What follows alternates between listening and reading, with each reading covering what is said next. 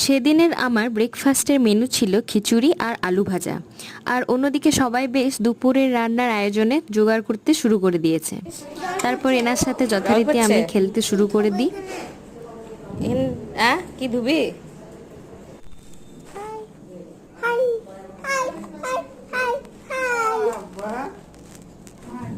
তারপর দেখি দিদা আমার দাদাকে কিছু গুরুত্বপূর্ণ কথা বলছে আর না, আমাকে মিষ্টি এদিকে খাবো না। মিষ্টি খাওয়ানোর জন্য জোর করছে। ভাল লাগে না। একটা একটু খেলে কিছু হবে না, বেশি না খেতে পারে। আর এদিকে দেখছি ছোট দিদা চিকেন রান্না করছে।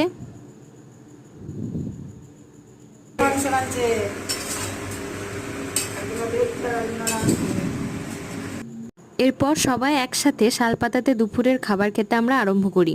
মাংসটা কিন্তু হেভি টেস্টি হয়েছিল। আর অন্যদিকে অনিয়া আগেই খেয়ে শান্তভাবে ঘুমাচ্ছে।